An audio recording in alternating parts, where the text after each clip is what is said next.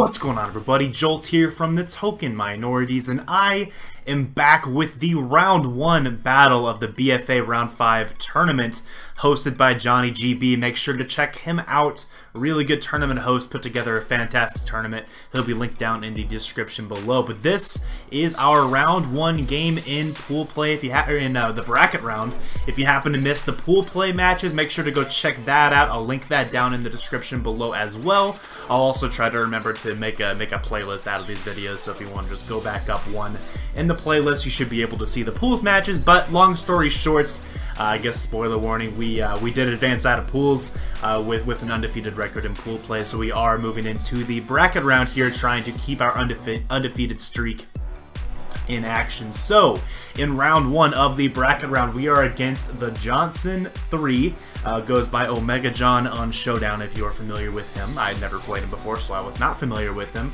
His draft consists of Keldeo, Scizor, Roserade, Silvally, Electrode, Mega Diancie, Salamence, and Darmanitan, with the Electrode and the Salamence being his Z-Crystal users. So he has a very colorful team and a very offensively threatening team as well. That said, I don't think that his defenses are particularly great against my team or just in general. I think that his defenses are something that I can potentially exploit with my own offense and speed control.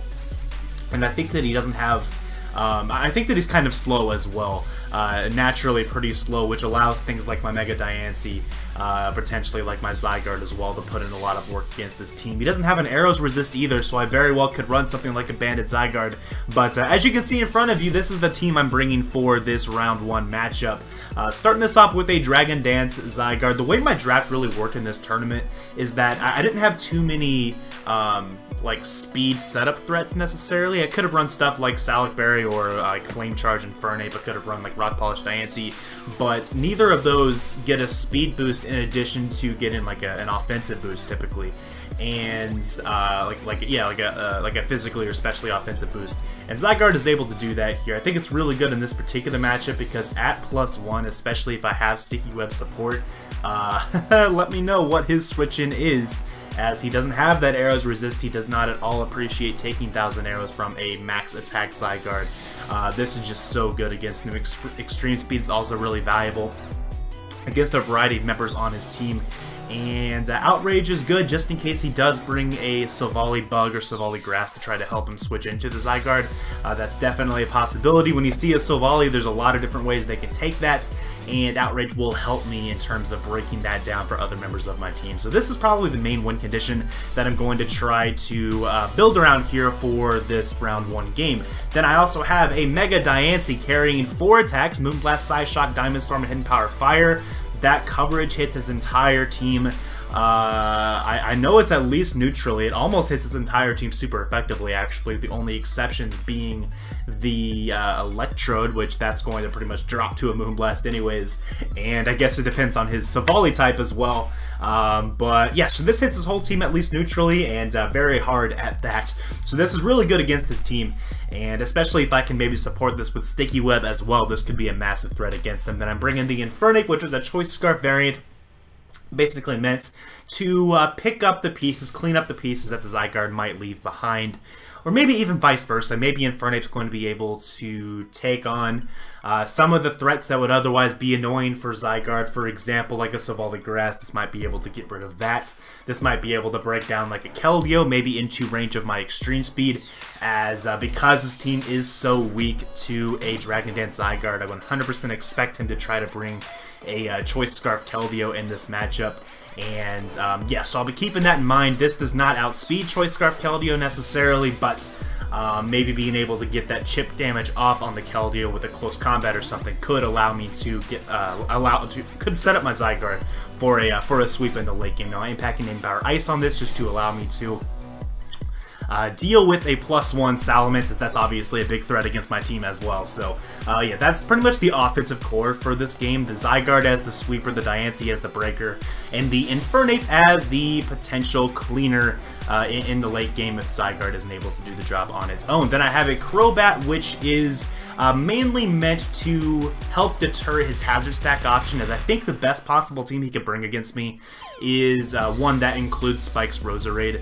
as I am a hazard stack team of my own, and with that in mind, I don't really want to bring removal on these teams because I want my hazards to stay up. I want them to do the hazard removing. So one strategy that I saw used against me in my pools by my last opponent is a counter hazard stack. And I could easily see him trying to do that with his Roserade, so I felt like I needed to bring this type of Crobat to help me deal with Roserade.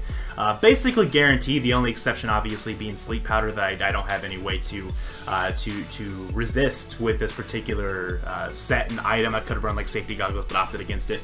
But yeah, so a Defog Crobat with a lot of bulk. Brave Bird is nice and spammable against his team, and he only has 2 flying resists, those being Mega Diancie, which obviously doesn't appreciate Steel Wing, and also the Electrode, which is not really a Pokemon, so I don't think it's going to come in this matchup. But definitely a solid mod against him. Then I have the Araquanid, which is an anti-lead set against his team. The Chardy Berry allows me to anti-lead the Mega Diancie, potentially getting rid of that on turn 1, which would be amazing. I really would expect him to stay in with the Mega Diancie if that's what he leads with, because that would allow him to potentially deny me going for the Sticky Web on turn 1. I think that's something he'll really want to try to deny because they are so effective against his team. But this is still going to be able to hopefully get them up at some point in the game. But this can anti-lead the Mega Diancie. It anti-leads the Darmanitan very well. Can even anti-lead the Scizor to an extent because of having Scald, and we all know Scald's pretty good at burning things. So that's the idea here with this set. It's able to deal pretty well with pretty much all of his potential leads here in this game. And then finally, I have the Ferrothorn, which is my rocker in this game. Unfortunately, I'm not bringing Hazard Stack this time around because I am bringing Defog. I felt like it was more worthwhile to just focus on one Hazard and let my other Mons have other jobs. But yeah, so Gyro Ball is very good for the Mega Diancie. Thunder Wave just very annoying for his team. Obviously, nothing wants to take a T-Wave on his team necessarily. And then Knockoff for whatever he wants to try to switch into this monster, this defensive monster, I guess. As he might try to switch in the Darmanitan. That'd be really nice to get rid of the Choice Scarf potentially on that, or whatever other item he decides to run. So also good to maybe knock off a Choice Band on an incoming Scizor, and etc, etc. So that is the team for this round. We can go ahead and hop right on over to this match here. My opponent decided to bring the Scizor, the Mega Diancie, the Savali, Salamence, the Keldeo, and the Darmanitan, so I'm not seeing Hazard Stack coming from him in this game. I really thought that was a strong possibility, but I guess he opted against it. You know, not only Spikes would have been annoying against me, but Toxic Spikes too would have been really, really annoying against this team if we managed to get them up. So I am pretty happy to see that the Roserade did not come, despite the fact that I did have a pretty good switch into it here. But yeah, so the game plan, basically, like I said before, is to try to win with Zygarde, maybe try to clean with Infernape if Zygarde isn't able to finish the job, and try to break him down with Diancie as much as possible. But my lead is Araquanid, no matter what he leads with. I feel like that puts me in a pretty good position. So with that said, we can go ahead and hop right on into this as he leads off with the Scizor, which allows me to immediately go for a Scald. He reveals the Aerial Ace, which is a very nice tech on his part, but we do manage to snag the turn 1 burn, which is pretty nice for sure, as now he's going to go for the U-turn with this Scizor, as I'm just going to take this as my opportunity to set up my Sticky Web and sack off my Araquanid to the Keldeo that I really don't want to switch into. But now I'm going to go into my Crobat, and I'm going to fire off a Brave Bird to check the Keldeo, and I get the crits on the Salamence, which really sucks for him, and that's big in this game. I can't really say, obviously, at turn 4 if that impacted who won or lost this game, but what I can say is that puts him in a really, really bad position early on, basically losing his biggest offensive threat to my team. Dragon Dance Salamence was without a doubt the biggest offensive threat against me, and getting crit down like that really sucks, so I feel bad about that, honestly. But, you know, we have to take advantage of it if we want to win this game. It is a tournament with a cash prize in the end, so we do go ahead and knock out the Salamence with another Brave Bird. It goes into his Mega Diancie. I'm expecting him to potentially just try to Mega Evolve and maybe go for his Stealth Rock, but he does decide to stay in the regular form, not Mega Evolving yet. Goes for a Rock Polish as I get off some nice chip damage with a Steel Wing.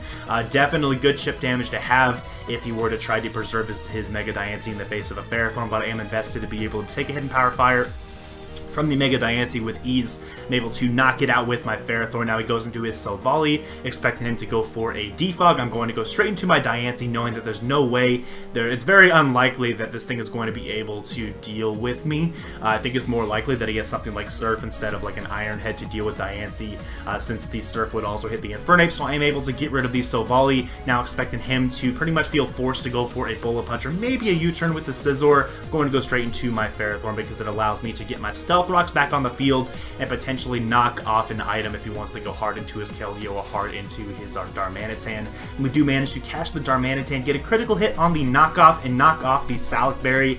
If that crit mattered, I apologize, but I don't think it did based upon how the rest of these turns played out, as I don't think the Darmanitan would have been able to deal with the remainder of my Mons anyways, as he is going to U-turn on my Zygarde switch. I'm just going to go straight for a Dragon Dance, but now knowing even if he is a Choice Scarfed Modest Keldeo, I believe I'm guaranteed to survive the Icy Wind from that range. I know definitely Timid, I think Modest as well, and we are able to survive and knock out the Keldeo with a Tectonic Rage at +1, and now I'm going to sack off my Zygarde to the Scizor, go hard into my Infernape, and I am able to clean up this game now with Scarfed Flare Blitz. So that was a very close game. Once again, another 2-0. That's 4 straight games in this tournament, each of them ending in a 2-0 victory.